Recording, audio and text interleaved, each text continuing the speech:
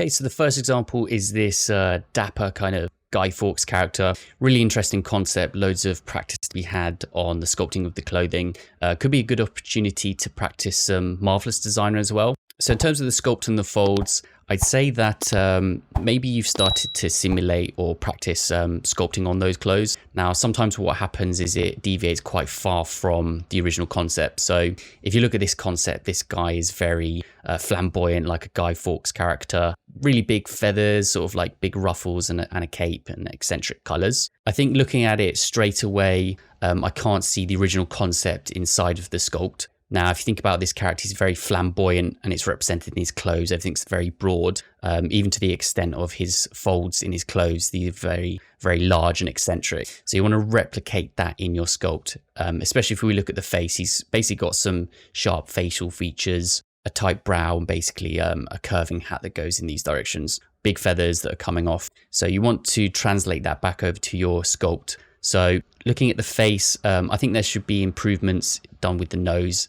and basically trying to replicate that kind of eccentricity and the style of the 2D concept back into this character. So looking at it, what I can see is that the face is missing a lot of medium details or refinement. So maybe something like a trimmed dynamic brush could be very useful for getting planes of the face. So say, for example, if you want to sharpen up this brow or insert that iconic sharp nose structure that he's got. Because if you look at the character, the cheekbones are very, very defined. They're almost working on a linear position, and then the same with the nose. So you want to make those observations and then translate it back into this sculpt. As I said, the trim brush is going to be very useful for receiving those planes of the face. So like if you look at the cheekbones, these are very flat currently. Don't be afraid to add some additional clay and just sharpen that up. So while I'm in this area, this is a common problem I see with students when I'm teaching, and it's basically when you start to sculpt around the mouth. Now, if you think about the lips are on top of the teeth,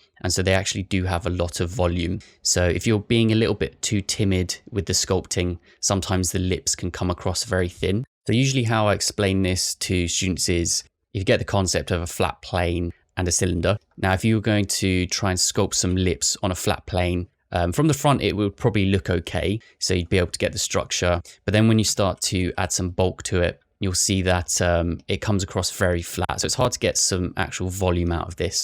So this is a classic example of something that's missing mid details. So if you wanted to fix it, you'd have to come into a move brush and then just reinsert that structure and then start to bring sections out. So there we go, some lips. Now, if you already start with a nice structure, so say, for example, creating a mouth barrel, then all the moves that you're going to do are going to happen on top of that structure. And then at the end of the day, the lips are going to look way, way better than you would usually sculpt them on a flat surface. So it's really important to get the large structure details first and then build on top of that. Because if you don't, then sometimes you get the flat structure and all the tertiary details start to overlap on top of the primary forms. Then you basically miss that bulk. So a really good habit to set your foundation structure first and then build from there. To get used to that, whenever you put in details, don't be precious about it. Just let them fade back into existence by smoothing it all out and then redraw on top of that, and you'll slowly see the mid details start to come out. In terms of the boots, it could be potentially that you've done a simulation or you're copying a different reference. And usually because of gravity and realism, what you'll have is the shoes will start to bulk and all the folds will happen down here, because that's the normal physics of cloth or leather. Now, your guys is very, very stylized. So you maybe want to manually paint this in. So taking the same cylinder, for example, what I'll look at is the big cuts. So usually I'll start on the outside and just make an observation for the silhouette. So if we were going to draw over this, we've kind of got a zigzagging pattern, and they're quite large all the way up to the top of the shoe. So the first thing that you might want to do is just zoom out and do that quite aggressively. So with a standard brush, maybe go down that classic zigzag route. Now, every time you do a zigzag, do the inversion, hold alt, and then just basically draw the counter opposite section. And then every time you do that, you basically create a silhouette for yourself. And with that silhouette, you would just come out and start to drag parts of it. And you're really focusing on the broad aspects. So you can zoom out really far and match that to your reference. So a common problem with students is they think that Marvelous Designer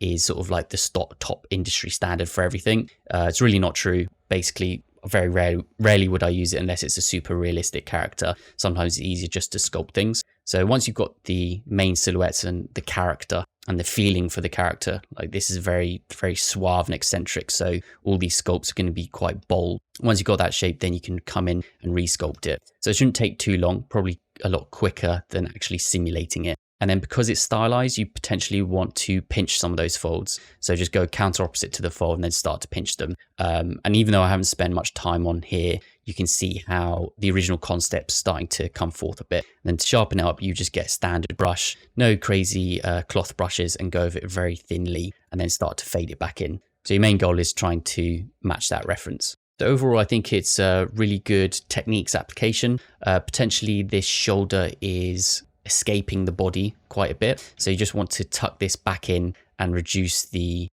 joint's location from the main torso. It's starting to have this kind of empty space in between the shoulders. So just tuck it back in, but continue to have the armpits open. So a nice big space in here. Maybe a more eccentric A pose would do the job. So guys, while you're here, if you look in the description below, look, I'll do a sick arrow. There's a welcome package with loads of goodies in there, like retopology and reference stages. And I'm going to be bolstering that up and sending it out via email anytime I add a resource. So definitely make sure you're on that. I also send out a monthly newsletter. While you're watching, if you find some useful information, make sure you like it so you can reference it back in your history. And coming up this year and next year, I've got loads of videos coming out, so you know what to do in terms of if you want to watch those. So next is this character, an older woman. I think it's a really cool sculpt, very realistic and close to what we would see with real life. I really like the effects that you've done in terms of where the skin is connecting to the bone and also where the muscles are.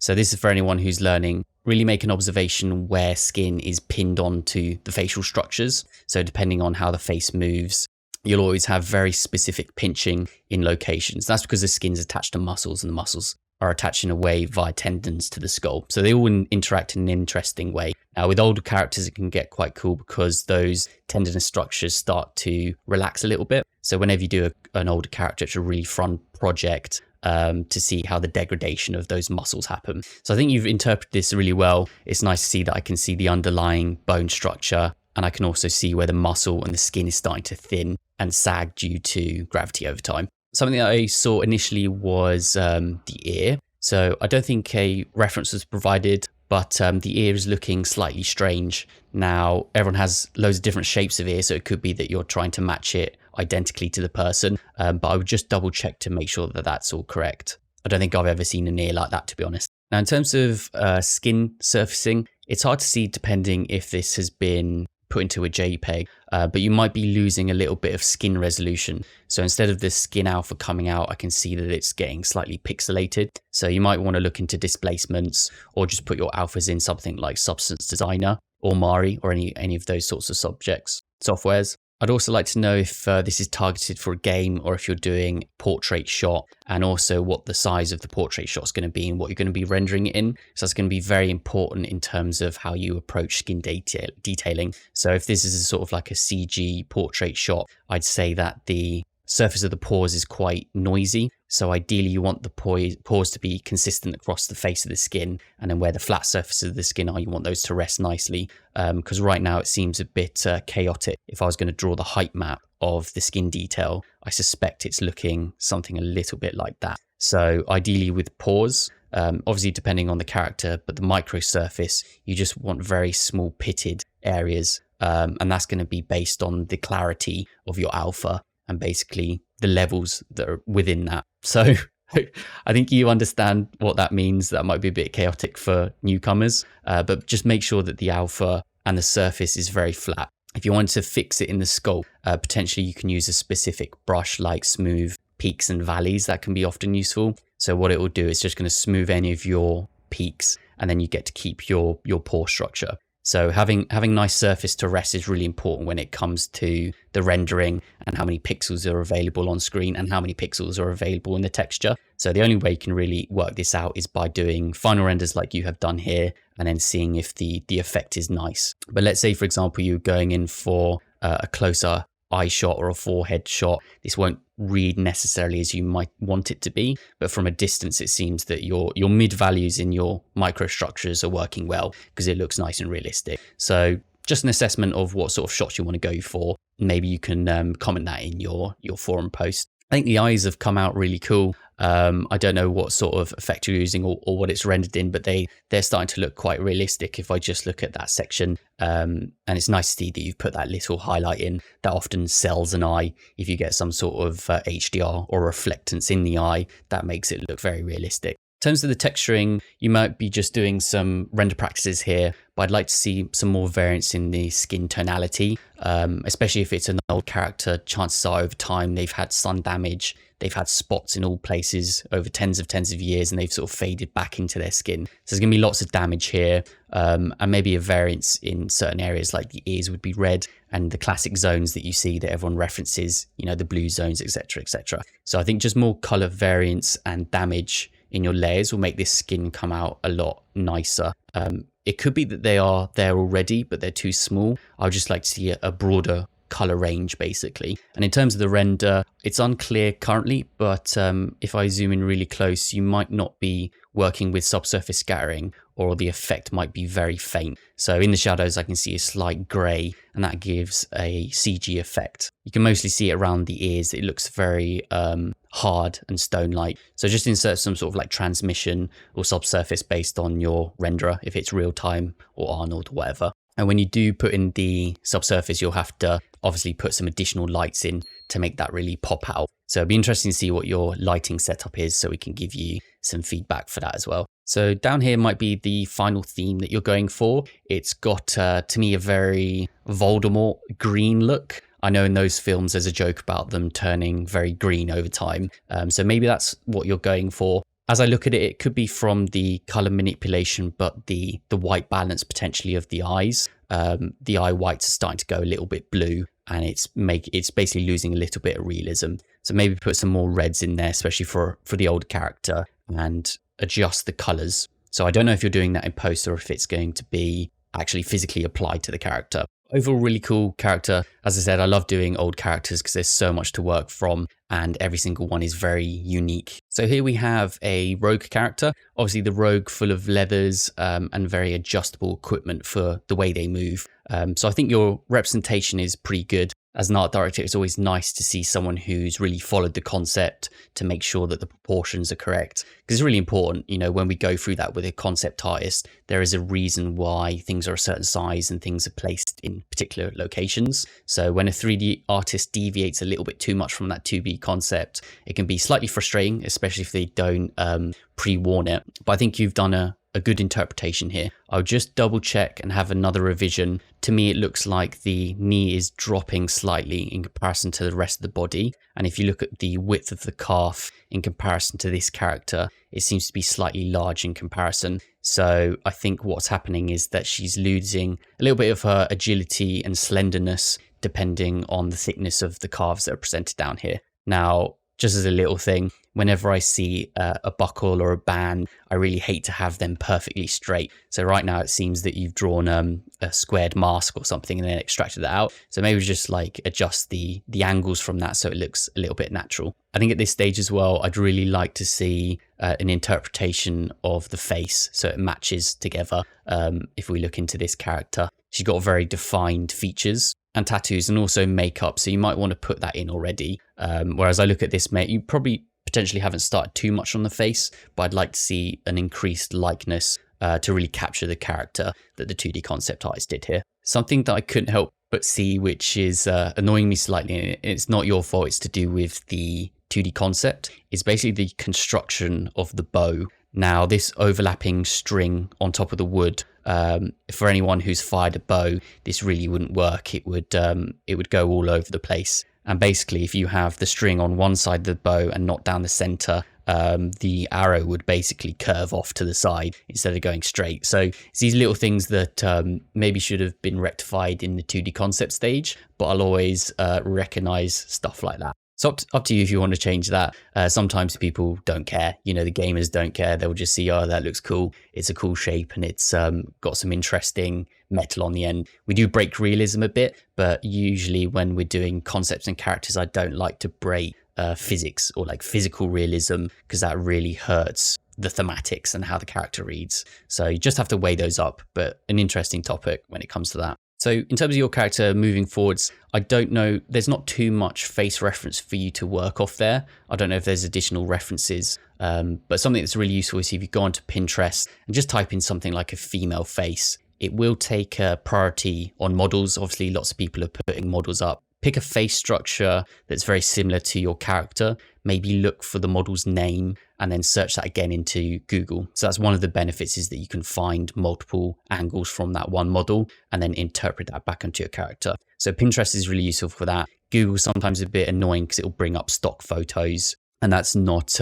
ideally what you want. So a kind of advanced tactic as well is that you could take a screenshot of this face and then drag that, save it and drag it into Google Images, and it'll do a reverse image search, and then it'll basically find people who look similar to that, and then you can copy it. So I actually go over that tactic in a resource that I released to everyone in the welcome package. So that technique is covered there. So if you're interested in that technique, just download that in the link below. Along with that is like very useful techniques for gaining references to help you when you're making game assets. But yeah, really cool character. Next stage for you, I'd like to see some test renders, maybe some test materials, because one of the interesting things is there's a very specific materials over here like leather, cloth, and skin, and metal. So it might be cool to test those out before you start to apply it to the character. Next we have this character, alien character, reminds me very much of Star Wars. Very similar theme. Maybe the gear is a little bit more advanced or a bit more sci-fi. So I think it's a cute and charming character. The first thing I observe is basically the silhouette. So the silhouette could potentially be quite basic, but it depends. You might be going for more curve language in your assets. So say, for example, this is curved and you've got some curvature. So it could be that you are chasing that simplicity, but it might be an idea just to put little areas of interest to bring out the silhouette. So you don't necessarily have to break the theme in doing that. So say, for example, when it comes to the corners of the shoulder pieces, to break that silhouette, you could put more sort of spherical objects on that, or maybe some more curved assets. Just pick and choose where they are. But even when it comes to the cloth folds, I kind of feel that these should be a little bit deeper, just so if you were going to turn that into silhouette mode, like black and white, you'd definitely be able to recognize the character or even see what it is. So we definitely know that that's basically some cloth that's folding from the silhouette that we can see. I like this render. I think it's really cool. It's a very smooth clay render like you would see with normal presentations of sculpts. I'd say it'd be nice to get some rim lighting in here, especially because you've got a black background. So sometimes that could be quite confusing when you look at it. But it might be that you're just doing this as a quick concept piece to see how it's looking. But in terms of like a stylistic render, I definitely get some more lights in there to separate from the black background. And just as a caveat, don't usually tend to use black backgrounds. So if you imagine, for example, you have your shadows, sometimes the shadows can get lost in that background. So aim for not pure black, maybe some form of gradient, and that will make the render look a lot better. So in terms of the face, I think it's interesting, depending on the breed and obviously how you want the alien to look. Right now it's coming across a little bit flat in terms of the primary forms. So for example, the nose is flat, the mouth is flat in terms of structure, and also the eyes don't have sockets or they don't have eyebrows. So it might be that you're going after that theme, but the risk that you run there is that you can't see any underlying structure. Like, for example, what if we extracted a skull from this character? For me to draw it, I wouldn't really know where to start. Sort of what is the shape of his underlying skull? So I'm assuming he's got some kind of nose opening here. And it could be that you've got so many skin folds on top that it's all covering itself up. So maybe just have areas to rest so there aren't so many lines going all over in different directions. Because what happens there is like the skin folds start to fight against each other. And then when you look at it, it doesn't make too much sense to the viewer. So for every fold that happens in the skin, usually it's stretching another section of the face and making it a little bit taut. So it could be that you put additional layers on ZBrush and just make some different variations of that face and send them out to people and just see which ones look the best in terms of them. It'll be a really quick process just to whack a couple of layers on, make some adjustments and see which one's working best. You know, that being said, he's going to be wearing a mask, so it could be that it's all covered up. But in terms of a portfolio piece, it's always nice to have multi-selections, especially for a game if they're like changing along the way. I think also an improvement that would happen here. So when we zoom out, a lot of the gear, whether it's metal or the leathers that are here, is looking quite thin. So from a distance, the read isn't so great. So I definitely thicken a lot of that up. So for example, on the leather straps, we can just about see the thickness and then the AO that's created there. If you're just going to increase the thickness of these panels, so it's a lot thicker like that, and also the sections here, it's going to give you a lot more meatiness in terms of the ambient occlusions, also more meatiness in terms of the normal maps. And eventually, if you were to retopologize it, it would be an easier task. So definitely something to think of. But yeah, really cool character. And I believe you're recording your process, like your work in progress. So if people are interested in that, go check the forum thread. I think you might have done a link to that. So really cool to see people that are showing their works in progress and helping others in learning what they learn on their own projects. So really cool. Okay, so next we have this female samurai character. Nice to see that you've got far in the workflow, even to the extent of doing the retopology. A lot of people fall short at retopology and definitely fall short when it comes to making hair. So we'll come back to that in a minute. I think the sculpt and the gear is looking good. So the way that you've designed it. And I think I copied your comment in here because there's something that I usually see when people start character concepts. And it's especially if they're not working off their own concept. So you'll have to correct me if I'm wrong, but it seems that you're taking a selection of different 2D concepts and then combining them together for yourself and creating a certain 3D structure. I think you alluded to that you were finding problems with that, and it's super common. So unless you're drawing out the 2D concept yourself, which is a really good habit to get into, just so you understand how things are constructed together. Or if you get to the stage where you're confident in creating it in 3D, then you can go down that realm. But I'd really suggest for people who are learning and practicing, try and pick a 2D concept first instead of going down the route of Frankensteining some 2D concepts together, because it makes it much, much harder, especially if you're practicing your sculpting skills and basically how to make characters. And if you think about it, if you're going for an industry position, it's very rare that you would just be designing a 3D character by yourself. So you might as well get used to doing the formalized workflow of copying someone's 2D concept and then taking that into 3D. That's going to be very impressive to an art director because that's the workflow that they're going to use. And so when they employ you, they understand that you can copy a 2D concept, and it's just going to be another tick in the roles and requirements. But on the other hand, also really fun creating your own 3D concepts and ideas. So in terms of the character, I think the biggest area for improvement would be on the hair. So obviously hair is a really hard process. Now I've got a couple of videos that make that process a lot easier in terms of actually rendering out the hair and not using XGen, which can sometimes be a bit of an issue. In terms of the card placement, I'd say that you could use a little bit more additional resolution, especially on the front of the character. So whenever you're drawing a hair card, very useful to add more geometry than you need. So when we add more geometry, we can position and style that texture. And then after the fact, you would go back and optimize it. So you look at areas where the hair isn't presented, and then you would just start to remove loops from that section. So my suggestion for hair cards is always add more loops than you initially need, but have them added in a way that's easy to eliminate. So just have edge loops. There's even buttons. So say, for example, in Maya, we have the optimize button. And it's just going to get rid of loads of edges to make them look lower poly. So say, for example, we have this straight hair here. Now, if the hair is not going to be simulated or animated, we can just come through and just remove a couple of loops where it gets straight. And then also where it is bending, we can just keep the loops there because we definitely need them. So more options if you follow this workflow of adding loads of loops. Nice to see that you've got some good geometry. I like how the geometry is laid out. It's nice and even. There's you've got your deformation loops as it seems.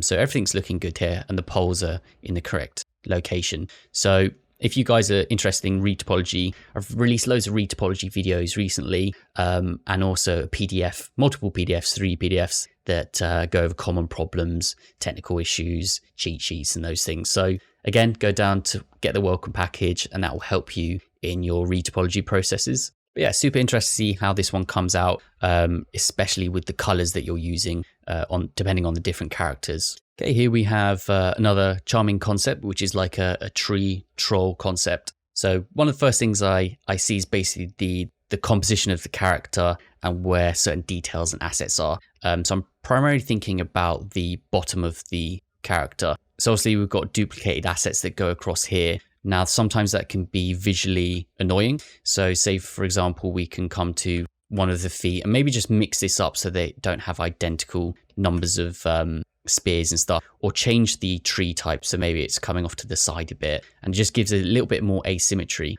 Something that I'd probably want to do is change the length of this tree bark. So have it really asymmetrical, quite short potentially like that. And it just means that when the person's looking at the character, they can zigzag up and down visually. Obviously, this section is very visually interesting, so you might just want to reduce this slightly. It's the same with the location of the assets. So right now, these are on par with each other. Might be an idea just to increase the Z-axis on one of them and put the other one lower. It just gives a nicer effect. So on a similar idea, if we look at the pose, I think the pose is very squared off currently. So for example, where the shoulders go to the shoulder and the angle of the pelvis, and also the knees and the feet. So it'd be an idea just to mix this up slightly, maybe have one shoulder that's going down really far, one knee that's bent and straight. So just mix this up. The most simple thing to do is to stagger these lines. So you'd ideally be looking for something that looks a bit like this. And then once you do that, it just brings a bit more dynamics into the pose. Especially with a troll character, maybe he's leaning forwards. We've also got to take into account that what he's holding here is potentially extremely heavy, with the majority of the weight coming from this section. So how are you going to balance this weight down the center line? And how's that going to work with his pose, his pelvis, and his center of mass? So all these things are going to be important when it comes to posing. What I suspect is he'd be leaning towards more the center of his mass and then cocking his shoulders to support that big weight. And then his pelvis is going to counterlever to basically hold his own structure. I'll just double check. So you've done a bit of texturing here. So it could be that this is actually a test. So if it isn't a test, I suggest doing all the color on the character first. So doing an initial pass of basic block colors, and then start to add your details. So definitely don't do these one at a time. So it could be that the colors that you've matched here on the skin don't necessarily match the wood texture or the metal texture or the fur texture. So make sure you get them all in at once to see basically how it's going to look. But yeah, nice character. And also on the forum post, you've done a GIF, which was the work in progress of how it's developed. So I really like to see those. I think those are really cool. Next, we have this orc character. So I think your proportions and anatomy are good. So the way they interact, especially around the collarbone. It's a shame that you haven't done the rest of the leg. So it's a good opportunity for practicing. Look at, there we go, finished off. So I probably get why you've cut it off there, just so you can focus on the most important parts like the upper body. But you might as well take it all the way, go down to the foot and just start to practice how to do shin, bones and foot and how all that anatomy reacts to each other. Because, you know, if you were going to put this on your portfolio, all it really says to me is that I don't know if you can do feet and the lower half of a character. So I'd potentially, like, you know, if you're in the final stages of the interview, we would be throwing an art test just to make sure that you could do that sort of stuff. I'd say around the neck area, it could do with a little bit of relaxing. So especially on the main portion of the neck. So there's a lot of intricate angles that are going on here. When it comes to the neck, it tends to flow a little bit more. So say, for example, all the tendons, if you were going to tense the bottom of your neck by like tensing your jaw like that, you would see that the tendons and the veins start to actually loop around. So you just want to smooth those out. Also, when it comes to the neck, if I do a cylinder here, for example, really bad cylinder, a lot of the muscles are wrapping around smoothly and it has a very smooth flow. On this character here, it seems very sharp and angular. So I appreciate you doing a sharp and angular stylized look, but it doesn't work so well when it comes down to the neck. In terms of the anatomy, especially around the rib cage, if I look here, you've done surface anatomy, so the tertiary forms, but I can't really see the underlying structure, the largest form of the rib cage, which has a very specific shape. So it could be that on your abdominals around here, you'd actually be going in slightly, and that's going to bring out the sub shape of the rib cage. So this area very hard to do because of all the interactions. You've got abdominal muscles that are crossing, and you've got rib cages that are crossing, and lots of fat and muscles. So honestly, it depends how the posture is on the character. If the ribs are flaring out, obviously you can see a lot of the bone structure and the structure of the rib cage. If they're crunching, obviously the rib cage goes back in, and then the abdominals start to fill with muscles and then those pop out. So you're looking for a middle ground, but try and achieve at least 20% visuals on each of those, and then you have all the options. So right now it just looks like it's been drawn on a flat surface. So just bring out the secondary forms in that. When it comes to the arm, I'd say there's a lot of hard separations. So say, for example, the back of his tricep and the front of his bicep, there's quite a major split here. Now that's obviously the case when you want to present all the anatomy, but if you look at thin characters, their muscles aren't usually that big in comparison to the thickness of their skin. So you really want to pick a path and go for it. It's either he's super muscly, he's got malnutrition, or he's dehydrated. So you've got to pick those, and they affect both the muscles and the skin. So right now his arms are looking a bit bodybuildery, but then again his rib cage is indicating that he's very thin, and then his face also is very bony in structure to say that he's not got so much fat on him. So just trying to consolidate all the features of each one of these, I'd say. And then as an overall, it's going to look much better. I think the face is good. I like what you've done with the ears. Sometimes people forget to actually go inside and make the ear hole. That obviously goes into the skull. So really get deep in there and give it its 3D effect. So I think the ears look coming across quite well. Okay, next on to this Tyson Fury character. And the thing I like about this is that you've provided loads of references. So it saves me time when I'm going through it. The first thing I observe, especially when I'm looking at the references and his face, is that yours is slightly shortened in comparisons to the references that I can see. So right now it feels like he's getting a little bit squeezed down this way. So you might want to elongate or just increase the length of the head here. I think the side profile that you've done is really accurate from what I can see with the references and what I know of him. Definitely recognize him as Tyson. Now, when it comes to the larger characters or characters with more fat, really annoying to do arms because they don't have much definition in there. So I think you've done well to be reserved and not put in all the major muscles too much. But you can still see the shapes of the forearm and also the biceps. So I think that works quite well. Depending on if this is a game character or just one of your sculpts, the arm is very close to the underside and the rib cage.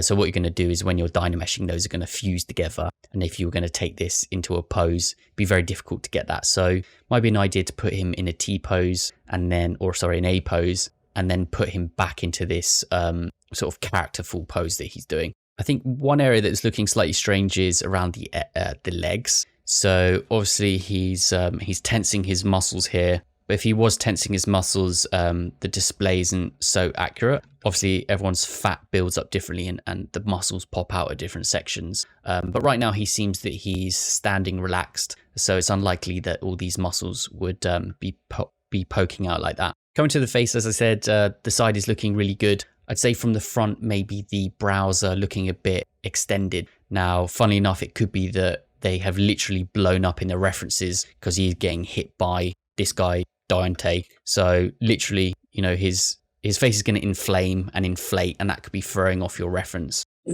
So what I can see from a reference, and let's see how it works out here. While he does have a large brow, it's very broad and continuous like that. I think in the sculpt that you've done, it's a little bit more bulbous. So it's almost like you've got the magnify or inflate and then brought it out here. So let's just see how that looks here. So yeah, I'd say basically just smooth this transition and don't have it so spherical and outlanded like that. But it could be that you're going for the boxed version of him where his face is inflating. But I'd say just tone that down a bit so it's a little bit close to the reference. Now, definitely I would start to insert forms of asymmetry either side of his face. That will really improve the likeness. And then the same's true for the spine. So the spine's always a hard one because you're obviously working in symmetry. Maybe get a layer in ZBrush and then just go over with a couple of brushes, maybe like a clay brush and then a very light damn standard brush. And you're just going to be breaking up this section, maybe bringing out some more bits of bone and softening it in area.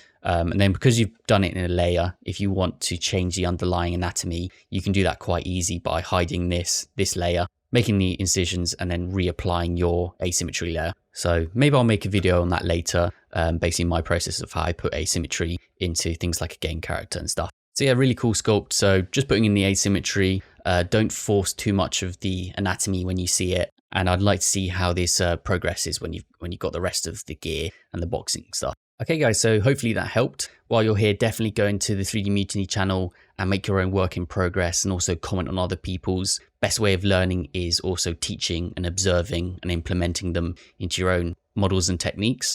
Make sure you download that welcome package. We reference that a lot, so really interesting retopology information on there, and also the referencing stage that we went over with a couple of these projects. If you're interested in hair cards, I highly suggest following the next video that I'll put on the end screen. Basically goes through how to make hair cards in ZBrush really efficiently. So thanks for watching, and I'll catch you on the next one.